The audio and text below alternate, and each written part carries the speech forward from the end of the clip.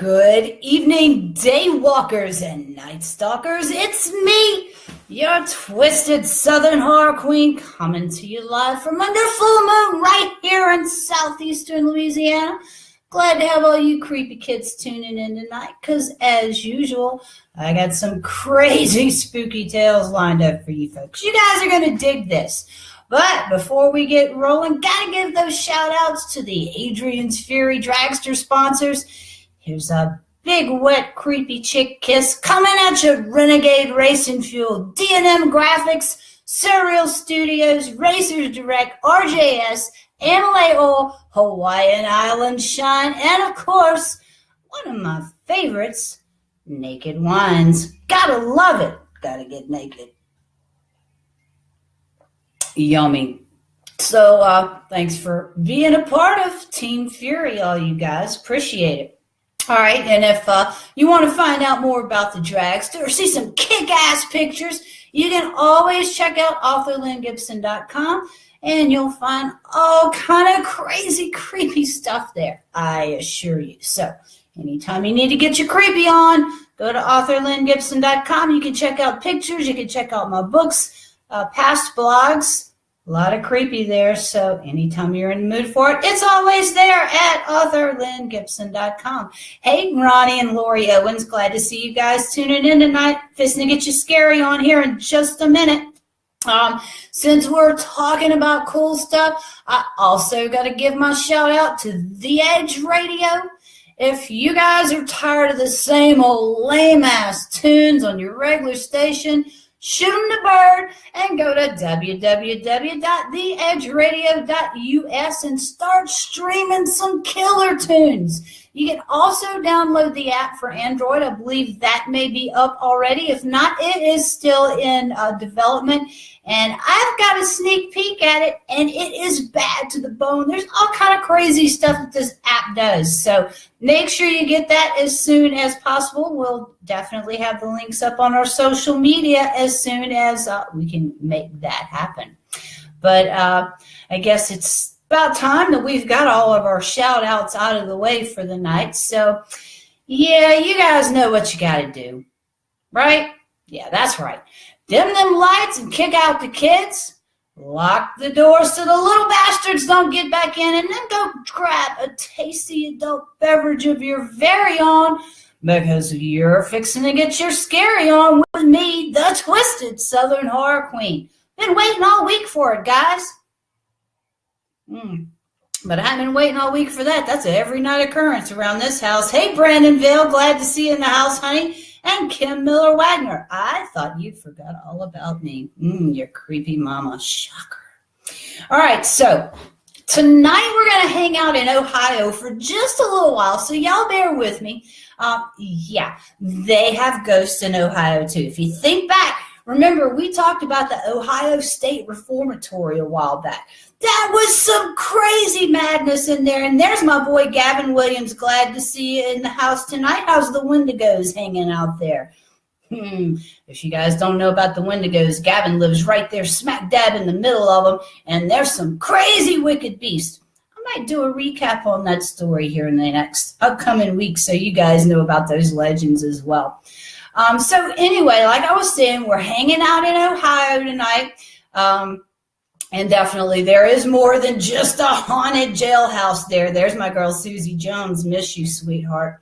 So I'm going to start off with this creepy little road in New Carlisle that folks like us might actually be drawn to, but a lot of the locals will tell you to stay clear of it. Where's the fun in that, right? So anyway, this little stretch of road has got a whole lot of secrets, and not so many of them are very well kept. Even the trees there try to help them hide those little secrets, and they grow and branch over the road, and it actually looks like the road is running through a tunnel because they've just kind of encased it. But yeah, folks like us would just automatically be drawn to its eerie charm. And that's before we even start talking about all the urban legends and spooky encounters that have been reported here on what the locals call Staley Road.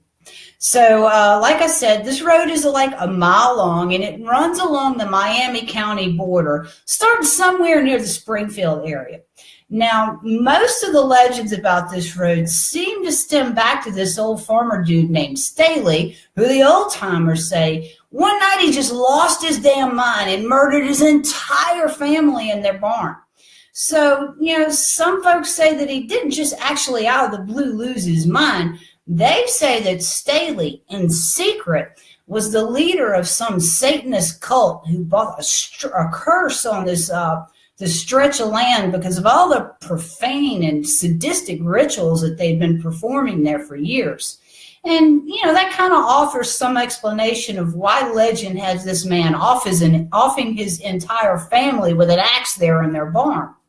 But folks say that they see Staley still hanging around that barn, and sometimes he even walks out into the middle of the road there too.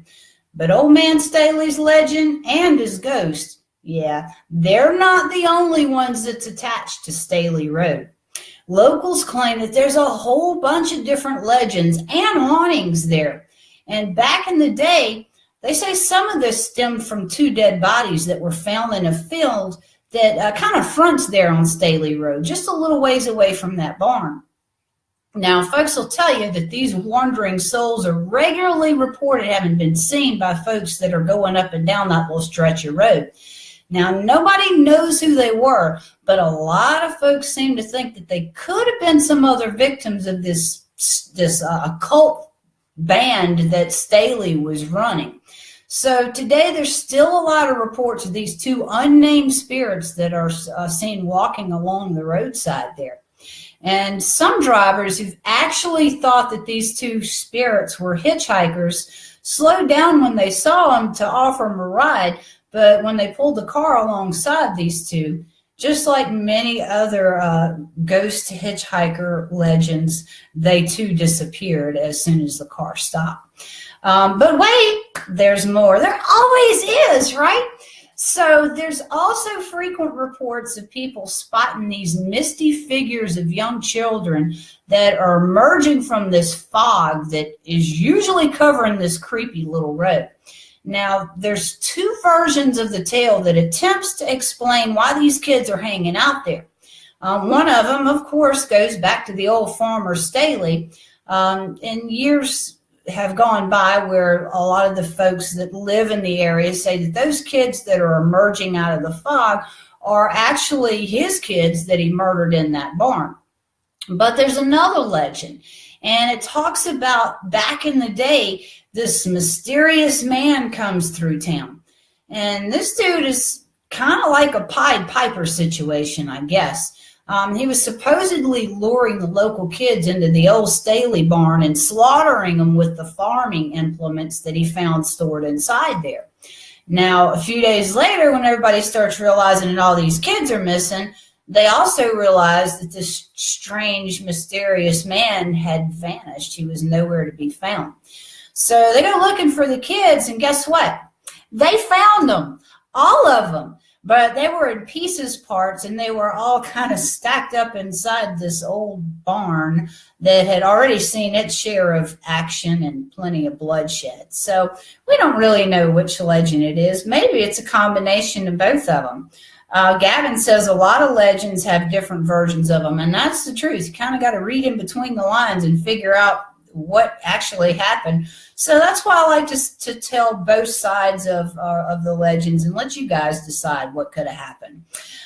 So also, besides ongoing reports of those spirits that are being spotted there, there's a ton of other paranormal activity that goes on this little road.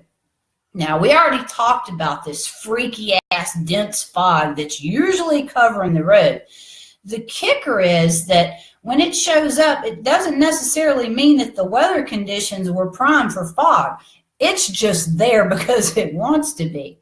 Now, whether or not the fog actually is there, it is a well-known fact that crazy stuff goes down on this little stretch of road. Stuff like car engines dying and headlights going out and cell phone batteries being drained, and of course other mechanical or battery operated equipment that just flat out refuses to work in that area most of the time. Now, all of us creepy kids here on the Twisted Southern Horror Queen show know that when you see stuff like that going on, that's a pretty good sign that there's some little ghosties around, because that's where they get their energy from. If they're going to manifest, that takes energy, and it's got to come from somewhere. Sometimes they'll drain people for it, but most of the time they'll go after battery operated or mechanically operated engines or whatever the case may be to draw that little bit of juice they need. Now, let's get back to this bloody barn. That's what the locals have tagged it anyway. So this barn, the edge of it actually sits really, really close to the road. I'm talking like maybe 2 feet from what the pictures show. And it's been the site of a ton of car accidents. Now, whether it's being hit by the fog or not, nobody really knows, but that's my assumption. Hey, Michelle Rush, glad to see you, honey. So just imagine you're driving along on this little road and it's covered with fog, and all of a sudden the fog clears and there's this building coming straight at you. So what do? Well, you're either going to jerk the wheel or slam on the brakes. So most of the drivers do one or the other or both, and some of them wind up plowing through this barn anyways. Needless to say, they bleed there if they survive. A lot of them have actually died there on spot. The bulk of those that have died there slammed on their brakes, missed the barn, and went crashing into the tree line. So again, as I said, as if this barn hasn't seen enough bloodshed in its miserable little life, there's more every single time that there's a wreck there on that road. But it's not just the barn that causes wrecks here on this road. Let me tell you about this. I'm telling you, for 1 mile, it's like bang for your buck. If you're anywhere in this area, you need to go check this road out, because there's so much stuff that happens here on it. But just past the barn and just around the bend from there is what the locals call the Bloody Bridge, because why the hell not at this point, right? Now, there's also been a shit ton of wrecks here too, but it's not because of the fog. Legend warns you that you really need to keep your eyes open when you start getting close to this bridge. For decades, folks have been claiming that they see this ghostly figure of somebody standing in the middle of the road there. Well, of course, by the time this figure of someone is spotted by the driver, they again slam on brakes to avoid killing whatever idiot standing in the middle of the freaking road, right? Well, unfortunately, it's typically the driver that winds up dying after they crash into or over Bloody Bridge. And that little shadowy figure that caused this whole shitstorm, yeah. Well, the few people that have survived have all had some pretty different experiences. But one of them in particular said that when he slammed on brakes, the car kept skidding, and he was going dead straight for this shadowy figure. And as he slid through, he could see the ghost going through the car right before he crashed into the side of the bridge. And of course, when the car stopped and he turned around to look and see if that person or thing or whatever the case it was still there and was alive, it wasn't, because it was gone. Hey, Ricky, glad to see you joining in tonight. How's the snakes doing? Hope everybody's doing well this evening. So, like I said, if you're anywhere near New Carlisle, bang for your buck, 1 mile road, all kinds of haunted history and creepy urban legends right there. So check that out. New Carlisle, Staley Road, Staley.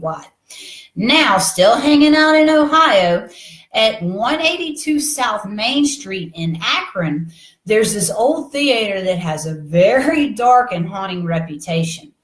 This is the Civic Theater, and it's kind of been an oddity from the very beginning. The foundation of this building was actually built right on top of the canal, but don't let that give you a dumpy visual. The construction actually started in 1919, but this first owner went bankrupt by 1921. So the project sat there defunct until 1929 when another contractor picked it up, and of course construction resumed. Well, even though the original plans for this theater were freaking amazing, There were even more high-end features that were added on by these new owners. Now, the interior of this joint looks like some lavish Turkish palace, which kind of only makes it look more daunting to me, but yeah, that's just my opinion. But one really cool feature that this little theater has, the ceiling is painted like a night sky, and it actually rotates. It's really cool looking. But like they say, don't be fooled by a pretty face, because there's a whole lot of dark forces lurking around in the shadows at the Civic Theater. Hey, Sean, glad to see you tonight. The Queen of Death back at it every Tuesday. That's me. I love it. Thank you. So there's 3 distinct ghosts that hang out at the Civic Theater. Now, the one that's most reportedly seen is the apparition of a janitor who's still on the job today. Somebody give that man a damn raise! Anyway, he's dead, been dead for a long time, but nobody told him. So no doubt this dude did and still does take his job very seriously. Now our janitor, Fred is his name, not Drop Dead Fred, just Fred. He worked most of his adult life there at this little theater, but he did actually drop dead in the middle of his shift there. So there's that. Well, like I said, nobody told him, and today he's still taking care of this little theater. Now, Fred's got a thing for running off would-be vandals by scaring the hell out of them while they're working behind him. I saw something flicker in the background. Susie, you watching? Because something's going on up here tonight. Anyway, he is still also quite the little gentleman, too. If he's hanging around and he hears some dude making unwanted advances on some female visitors or staff or whatever the case may be, again, he makes his presence known with a vengeance and makes sure he scares the hell out of them too.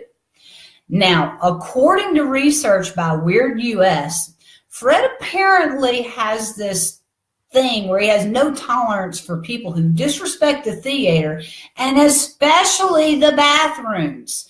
In fact, Fred's ghost is said to, pardon the pun here, but the dude gets pissed if somebody goes in the bathroom and messes things up.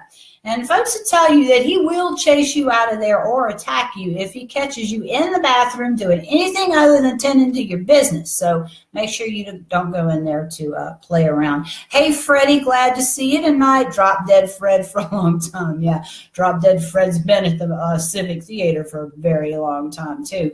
Hey, Sammy, glad to see you back again tonight. I'm here every Tuesday night, scaring the hell out of anybody who'll listen. So feel free to join me anytime.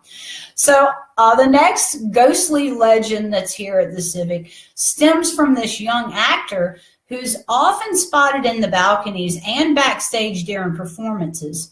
And when he shows up, he's always dressed to the gill. He's got on a black tux with tails and bow tie and just the whole 9 yards.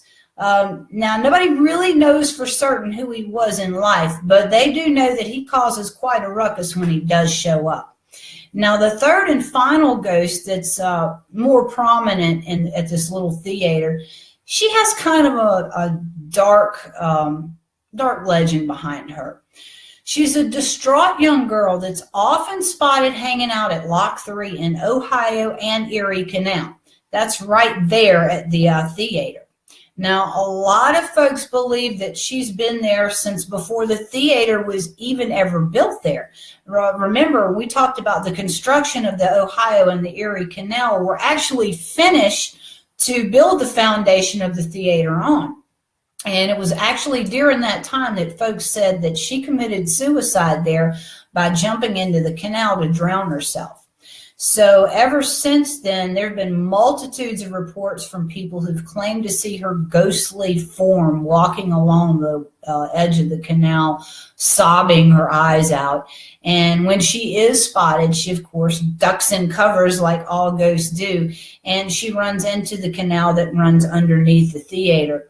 And those folks who actually have followed her down there just to see what's going on, to check to make sure it's not a live person going into this tunnel that may need help, they look for her. They never see her, but they do hear her cries echoing down this tunnel. So, again, Ohio does have a whole bunch of ghosts going on there. Now, next up, still in Ohio, there's this creepy little place called Helltown. I'm going to leave it alone. Anyway, it was once known as Boston Mills, and it's got some pretty serious legends attached to it too. Very intriguing anyway. But the problem is that not much of anything here can be verified because this whole city was abandoned in the early 70s. And today, all that's still there is just a few dilapidated old buildings, some rusted guardrails, and what used to be the town roads. That's kind of crazy considering the fact that this was a booming little metropolis in its day. But if you throw in the federal government, things start making a little bit more sense. You see, Uncle Sam decided that there needed to be a national park there. So these federal agents start coming in, and they're kicking their families out of their homes and their businesses in the name of eminent domain. Some of them held their ground and they fought tooth and nail to keep what was theirs, but in the end, everybody pretty much surrendered and moved off to start over again. Hey, Uncle DW, give one a big hug for me. Now, that's one version of what actually went down there. But again, Gavin, like we said, sometimes there's two different stories. So here's the other side of that. This side of the legend says that everybody was kicked out of their house and run out of town because there had been some kind of massive chemical spill there that the government was trying to cover up. And that was how they were trying to cover it up. They were building a national park on top of it after they got everybody the hell out of there. Well, the locals will tell you that, hey, Cody, nice to see you, honey. Thanks for joining me tonight.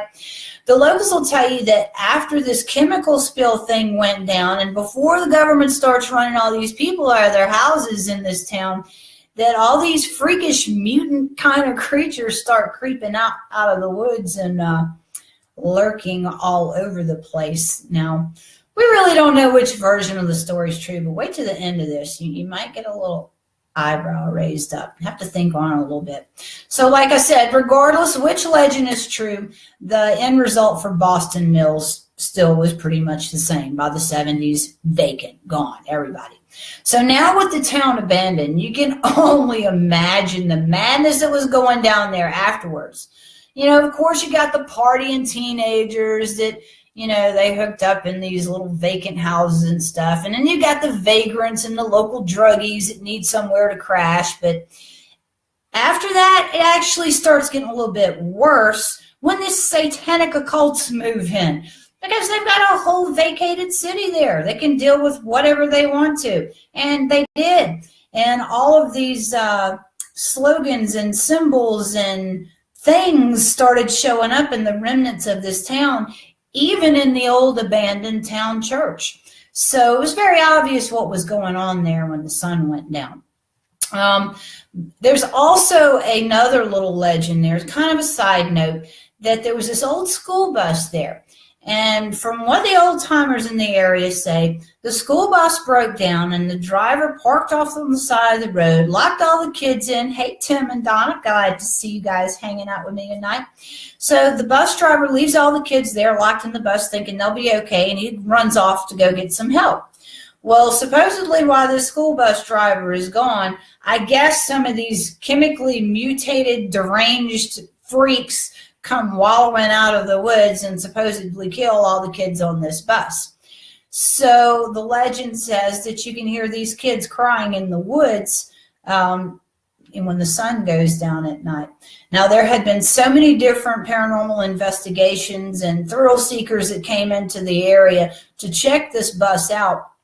It was actually removed by the government about 8 years ago, so it's no longer there. Don't even bother looking for it. Gone. So, you know, like they say on those info commercials, but wait, there's more. There's always more, right? So there's also a legend of a mass murder that went down in the Old Town Slaughterhouse.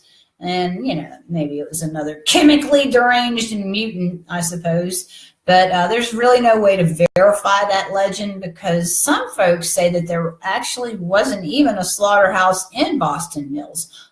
But I will say this, that chemical spill, yeah, That actually happened. There is actually a dump site in the area that was discovered in the mid 80s and has had government officials there cleaning that up for quite some time now. There's plenty of documentation that can be found online now that shows just tons of corroding 55-gallon drums that are full of God knows what, or who, I guess. At least what hasn't seeped out into the ground by now. So even though most of the legends can't be confirmed, it is a fact that there is a toxic dump on site. So that's kind of interesting. I don't run off after a whole lot of stuff that doesn't have a lot of documentation, but it's pretty intriguing. And if you were anywhere in the area, it might not hurt just to swing by there and check that out. Now, I did find another theater that has some crazy haunted history linked to it too. And again, it's in Ohio, but it's not like the legend of Helltown. There is plenty of documentation that backs up the claims that the Majestic Theater is haunted. So this bad boy was built in the mid-19th century, Aloha Doug, and it was first used, of course, as an opera house. But in 1918, this entire area was devastated by the outbreak of the Spanish influenza. So the opera house winds up giving up its divas to be used as a morgue. And the mounting corpses of these plague victims were just accumulating so fast. There was no way to get these bodies in the ground within a reasonable amount of time. So there actually were so many bodies dragged into the Majestic Theater that the alley along the side there became known as Bloody Alley because the roadway was always coated in fresh blood. Now, these corpses were stored underneath the stage, and one by one they'd be brought onto the stage itself where a quick, fast autopsy was performed, and then the bodies were embalmed. Well, every once in a while, they'd drag one of these bodies up from underneath the stage and found that that body was still alive. Imagine being sandwiched in the middle of all of these rotting corpses and you're too weak to dig your way out or call for help. Imagine the ones that were stored down there and knew where the hell they were and what the hell was on top of them and all around them and died knowing that. I can understand why this joint is haunted, couldn't you? So, there's no doubt that there are accounts of several ghosts that are still hanging around this little theater. And of course, tons of folks have claimed to have witnessed these mysterious fogs that just kind of drift around the theater. There's also mention of a figure of a dead body that appeared on stage during a recent live performance, along with a rather stoic man in a black suit that can be seen spotted as he walks down the aisles during performances. From what I saw on that, apparently, if he doesn't like whatever is on stage at the moment, he pretty much stands up out of the middle of the seating and storms his way down the aisle. So it's not like he's just something that you might catch out of the corner of your eye. Everybody pretty much sees this dude hauling ass out of the theater. Now, not all of these apparitions that hang out here are distraught. There are frequent reports of a little girl ghost that runs around backstage through the dressing rooms giggling. And she's said to be quite the little prankster. And she is also known for engaging, that ghost figure was Keith Richardson. Big Johnny Blender's on his Mets again, y'all. Welcome to my world. So anyway, the little girl will make sure that when there's cameras and investigators around, she speaks clearly into their EVP recorders, and she smiles for the camera. So kind of cool to know that there's at least a light-hearted spirit, Keith Richards. He's dead, he just don't know it. Nobody told him.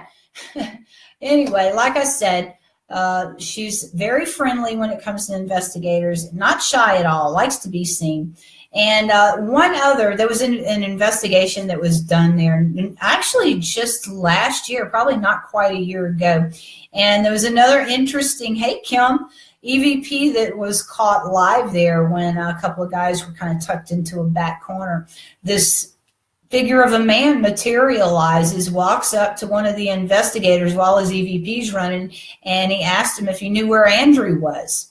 And as soon as the investigator turned to acknowledge him, of course, he disappeared.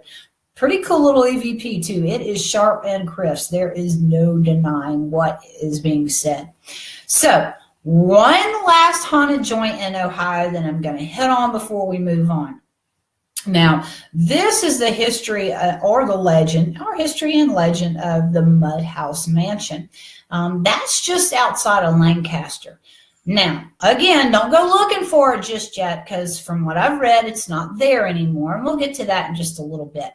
But regardless of whether the building's still there or not, ghosties haven't left yet. So the folks say that this mansion was built sometime between 1840 and 1850. And it was around that same time when its haunted history took root as well. Legends there say that there was an abusive slave owner that lived there during the Civil War.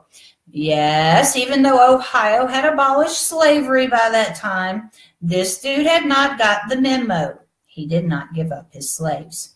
So, again, this dude was pretty much just freaking ruthless. And it was kind of like his thing to just beat the hell out of his slaves. And a lot of them he beat to death. Well, after years of him violently punishing these folks, one of them one day decided he'd done had enough. So this guy broke loose of his shackles in the middle of the night, and he crept down all of the tunnels that led to the basement underneath the house. Well, when he got inside the house, he murdered that slave master and every single member of his family while they slept in their beds. So there's actually another legend that is attached to the Mud House Mansion. You guys are kind of familiar with this, and there's a lot of places and a lot of different legends where they say this is the original, this is the original, this is the original. Well, this one, of course, 12 Years a Slave, Glenn. And I'm working on about 19 this June, I believe. July, actually. So this other legend that may or may not be the original version of Bloody Mary. Folks say that this house stayed vacant for a very long time after the slave killed this entire family in there. But a few decades later, it was again occupied by another family. And of course, the wife's name was Mary. Well, nobody really knows for sure what happened. Maybe it was just the sheer evil of the home's past that consumed her. Or maybe she was just a bitch. I don't know. But one night the chick comes unbolted and she kills her children and her husband by hanging them from the ceiling rafters. And after her own death, she is the one that is said to have become the entity known as Bloody Mary, which has been terrifying creepy kids like us forever, right? Now, I know what some of y'all are thinking right now. How the hell did this chick manage to hang her husband and her kids?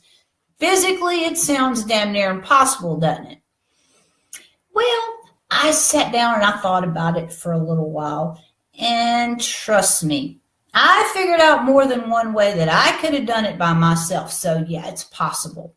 And no, I'm not going to share that with you because Big Johnny Blender may be listening.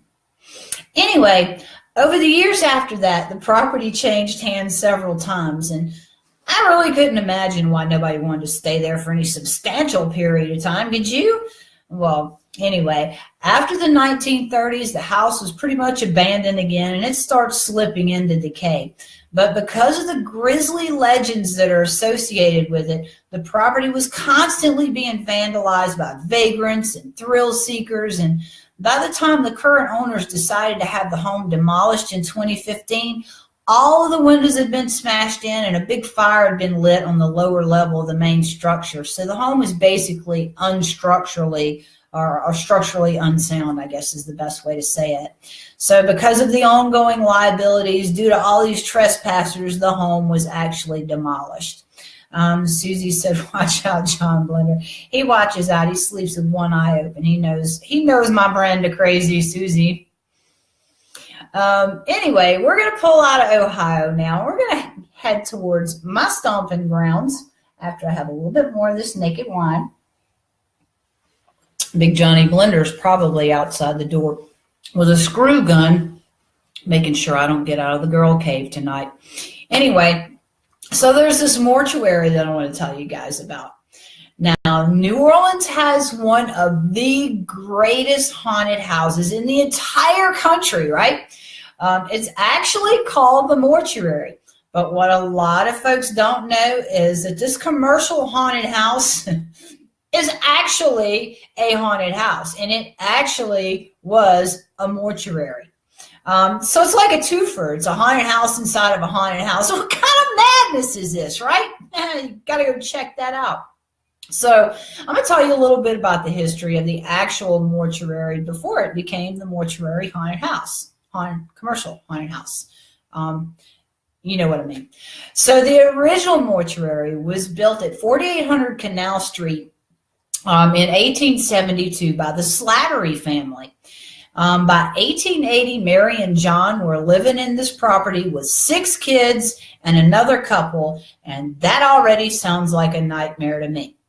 But the property was surrounded by tombstones. To the left of the property was this Jewish cemetery, and to the rear of the property, there were more cemeteries, more headstones, and just 2 blocks away is the Metairie Cemetery, which is massive.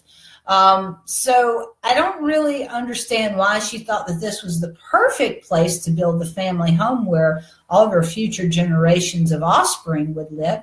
I guess that chick was just as twisted as I am. But then again, I can see her point. You never really ever have to worry about hearing the neighbors arguing. So yeah, there is a little bit of logic there. Well, in 1905, Mary and her youngest daughter died. They were actually victims of the yellow fever epidemic. And after that, P.J. McMahon and Sons buys the property and turns it into even a larger and more commercialized funerary service. There were a lot of additions and improvements that were added to turn this place into like a full-service dead folks stop and shop. By 1959, they'd added an elevator in the garage so they could move the dead bodies up and into the building without prying eyes watching on. There were smoking parlors added for the men, and for the women, they had these private lounges set up. And they even had some extra bedrooms that were added on the second floor for these grieving families. There were public dining rooms there as well. And behind the scenes, the mortuary was equipped with an autopsy room, an embalming room, a cold storage area for holding the corpses, and it had its own crematorium. Hey, Ronnie, glad to see you tonight, dear. So for the business side, there was also a florist and a casket store. So this sucker was so freaking massive that it hosted over 20,000 funerals a year, and it was capable of holding up to 8 services at the same time. So, and knowing all of that, can you imagine how freaking haunted this bad boy is? Well, I'm going to tell you about some of the most prominent ghosts that are seen within the halls of the mortuary. But one quick footnote before we go any further than that. When P.J. McMahon and Sons sold out in the 80s, they sold to a larger conglomerate. This is kind of something I don't get. It's a larger conglomerate coming in and buying a 14,000 square foot self-service for the dead facility, like I said, and they realized that it was too much for them to handle. That didn't make a whole lot of sense to me. Well, they weren't the last people who owned it. The Neal Corporation, which is a rather large corporation here in southern Louisiana, they purchased it, and they have intentions on turning it into a day spa of all things. Well, after a few months of going head deep into this project, they unexplainably just up and leave and drop it cold. I guess maybe they figured out those cold storage drawers could not be converted to tanning beds. But in 2007, that's when Jeff Bourne picked up the property, and he made it known straight up from the beginning that he had intentions on turning this sucker into a haunted house, even though it was already a haunted house. But the dude was on the right track. So like I said, I'm going to tell you a little bit about the prominent ghosts that are seen there. The real ones, that is, not the ones that are dressed up to scare all the kiddos on Halloween. There is a female ghost that is seen frequently on the upper level of the building, and she's just heartbroken. All she does is wander around and cry. She never acknowledges that she sees anyone or that she knows anyone's there. You just see her walking around bawling her little eyes out. There's also a man in a dark suit that's wearing a top hat, and he appears whenever somebody's disrespecting the surrounding cemeteries. Now, on a side note here, folks, I told you guys there's a whole lot of graves around this joint. He's very particular about the cemetery that was constructed in the 1840s. Well, I checked out the pictures of this cemetery, and there's like no paths that go through here. All these headstones are just kind of all on top of each other. There is no way humanly possible to walk through this cemetery without stepping on a grave or two or without having to straddle a headstone or something. So it's impossible to visit this cemetery without being disrespectful in some manner. So I'm thinking that this dude stays pretty busy and makes quite a few appearances. There are also the ghosts of children that romp around playing through the entire building, and they can be heard running around and giggling, and they also are known to play tricks on the living. Now, during the renovations that turned the mortuary into the mortuary, a lot of the workmen were complaining about their tools disappearing. And when they wandered off to go and look for them, they could hear these little bitty footsteps running away with the sound of laughing kids. So it was very obvious what was happening to these workmen's tools. Now, downstairs in the morgue, there's the spirit of a past mortician that can be seen busy at work. He's never aware that someone is watching him when he's there, and he's just constantly tending to whatever corpse is laid out on that table in his mind or in his memory. Of course, that corpse has probably been long buried or cremated, who knows how long. Anyway, there are, of course, many other ghosts that make their appearances within the halls of the mortuary. And some of these are seen as shadow figures. Some of them are seen as orbs. Of course, there are the typical voices that are heard. Some of them are whispered conversations, and others, like I said, are sorrowful mourning. Also accompanying these sounds are the sounds of footsteps and knocking on and, of course, slamming of doors. On the upper level, sometimes furniture is known to slide violently across the floor, and many objects have been flung at guests by unseen hands. So there are more physical accounts and investigators that have been grabbed, slapped, shoved to the ground. There's no lack of history or documentation for the mortuary and the ghosts that reside within there. If you think about it for a minute, imagine since, what was it, the 1800s, early 1800s, when this original mortuary was built, and there were already graves already surrounding this property on three sides.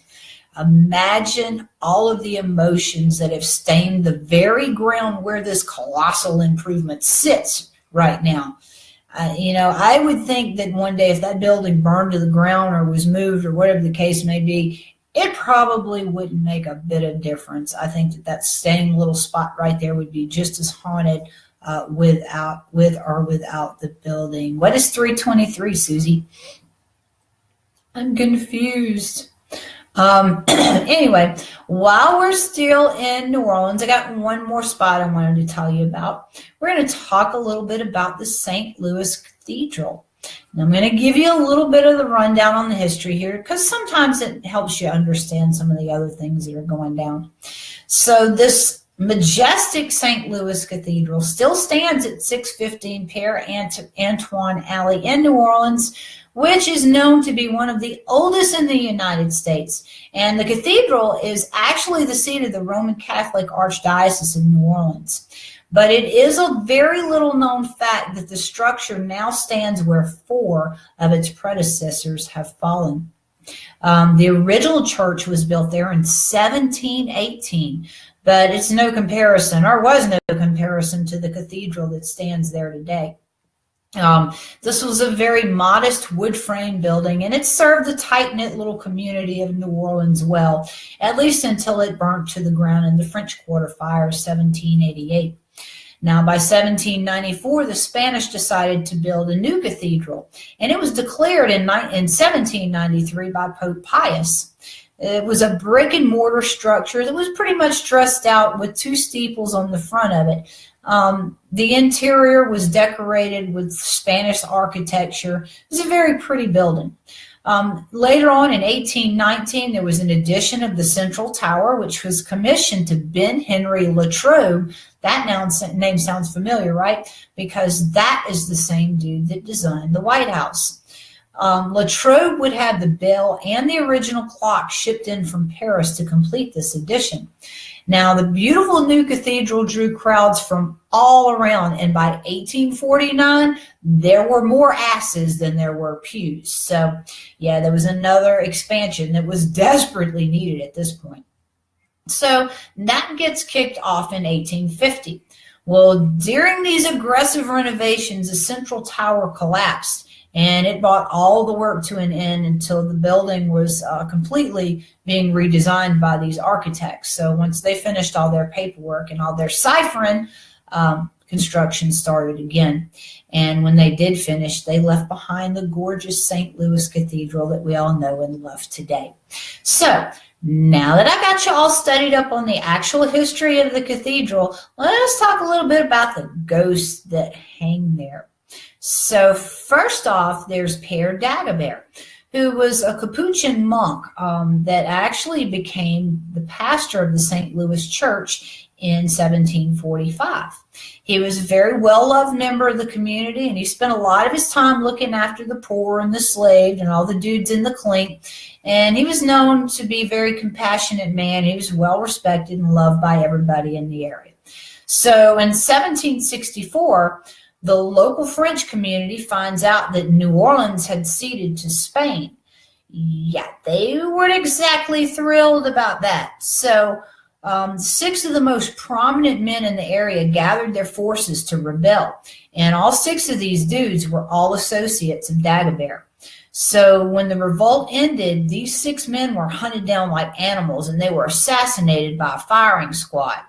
Then they were left on display in the street by orders of the new Spanish governor just to leave them sitting there and rotting. Well, Dagobert couldn't just sit back and let his friends be dishonorably laid out in the streets to rot. So he somehow manages to recover the bodies, and he secretly hid them without getting caught.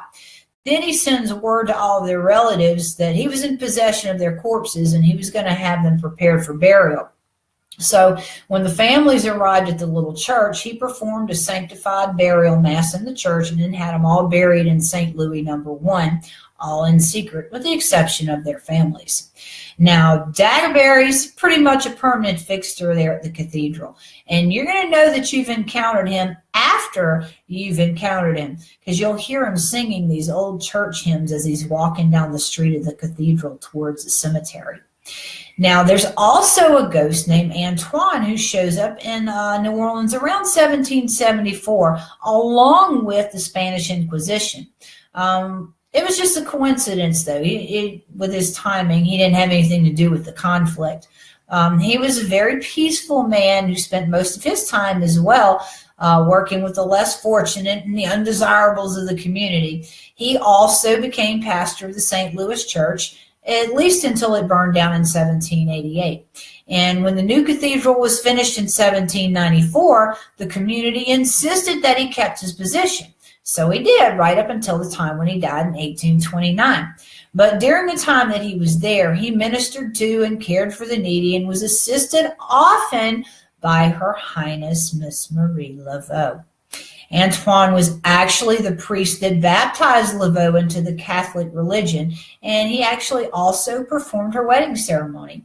If you've ever been inside of the St. Louis Cathedral, look to your right when you walk in. You'll see some pretty cool stuff hanging there, unless they moved it and it's been put somewhere else. Anyway, you're most likely to run into Antoine early in the morning. He had this habit of strolling along the side street that's named after him. It runs right there along the side of the cathedral.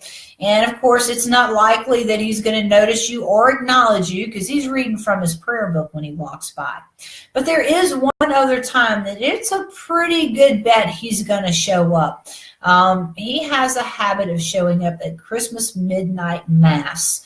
And sometimes he's seen there walking to the left side of the main altar. He's usually holding a candle, and you can pick him out of the other priests or whatever the case is there, because his robes are not quite as elaborate as the rest of the archbishops and the priests that are there to perform the actual service. Then let's get back to Miss Marie Laveau.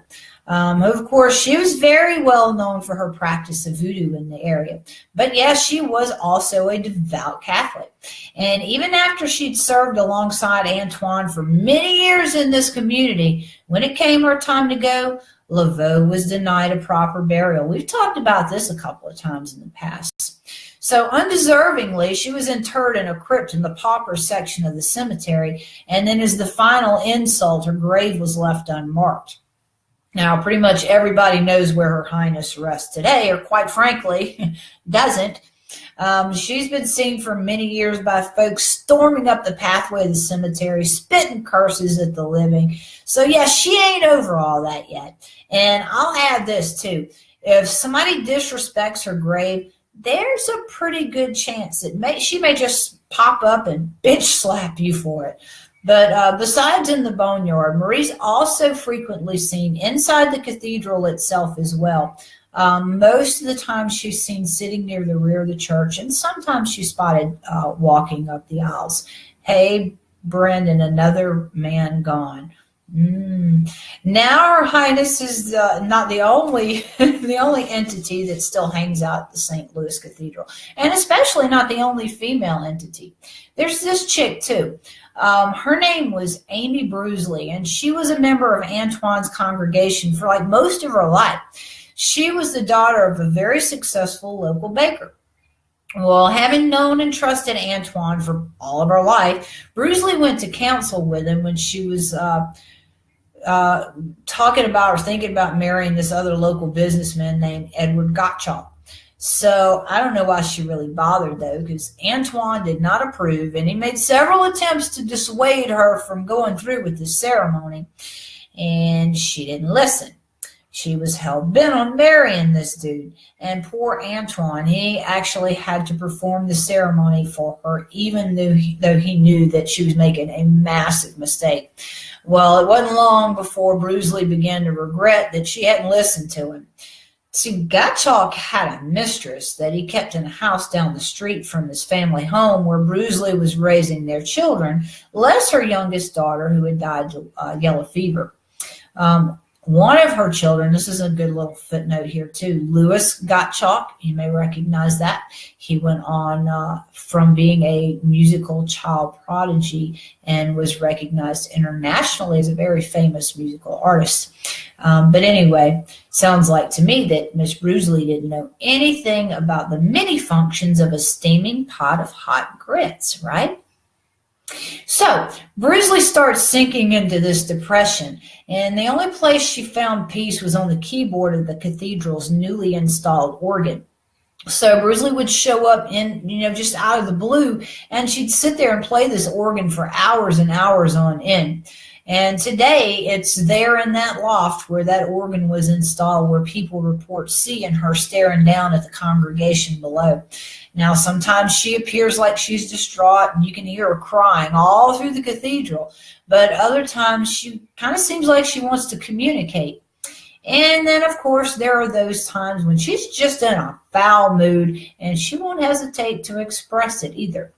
So, again, one other female entity that's known to hang out at the St. Louis Cathedral, and that is the ghost of the notorious Madame LaLaurie, New Orleans' first female serial killer. This twisted tramp is known to haunt the cathedral as well. And you remember her, right? This is the crazy bitch that we talked about a few weeks back. She was the one that was performing all these bizarre surgeries on her slaves. Anyway, Upon so shamefully having been driven from her home, it's said that LaLaurie died in Paris, and her remains were shipped back to New Orleans and were buried in an unmarked grave in St. Louis number 1. Well, Madame LaLaurie can be seen sitting on the third row pew, praying profusely as she stares up at the central altar. And she's also been spotted pacing back and forth in front of the confessionals. I think she's probably awaiting an absolution for the atrocities that she committed in life. Good luck with that, you twisted bitch. Gavin Williams, I'll be watching the replay. Oh, he's got a cruise on me. All right, honey. It's all good. I'm always here. Then besides those ghosts, there are at least 2 more that worked on the construction of the cathedral up until the time they went on, too. Ben Henry Latrobe, that we talked about earlier, was the architect dude that designed this central tower. And it was one of his crowning achievements, but unfortunately, he didn't live long enough to see the finished product. Latrobe was said to haunt the tower even while it was still under construction. There were a bunch of problems with the workers, and they refused to work up there without a partner. A lot of them complained about feeling this chilling presence that was around them if they stayed in any one spot for any length of time.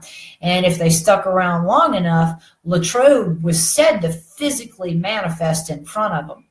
So it was also a common practice not to lay down tools in the tower because, again, they would disappear into thin air.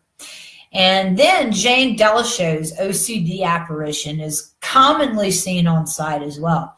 He was a local clockmaker that had been commissioned with finding and obtaining a clock that was worthy enough to be installed in Latrobe's new tower. So he finds and acquires a clock in Paris, and he personally escorted it all the way back to the construction site. Well, let's say that Delachaux never really had a warm and fuzzy feeling about this clock. Now, aesthetically, it was perfect, and it would be a pretty good fit there. But he just had this, he was consumed with the fear that it wasn't mechanically sound or something. And even today, he still has doubts of this clock's quality and dependability. He could be seen in his 1800s attire, just pacing back and forth in front of that cathedral and looking up at the clock, waiting for something to go wrong. So, of course, there are many other reports of apparitions that have never been identified. There's the ghostly disembodied faces that are said to stare back at you from behind the lavatory mirrors, and cries that can be heard from within the vestibule at any given moment.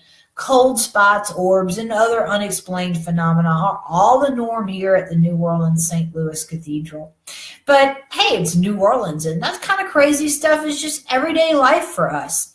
So what's everyday life in your neck of the woods? Got any haunted history or any legends in your area that you're curious about, or it doesn't necessarily even have to be in your area? If you've heard about tales and you just want to know a little bit more about them, hey, shoot me a message. I like digging into that kind of stuff. And if I can find enough documented evidence, we'll put it on a later show. And, of course, I'll give you a shout out on the air. So for now, thanks for tuning in another week with all of my madness. Glad you enjoyed the show, or at least I hope you enjoyed the show. But remember, in the meanwhile, if you need to get your scary on before next Tuesday night, you can always check me out at authorlyngibson.com. There's all kind of creepy cool shit going on there. And in the middle of the week, you got to get your tunes on, y'all. Go to www.theedgeradio.us. Over way too fast. No, never. The corset light. What's a corset light?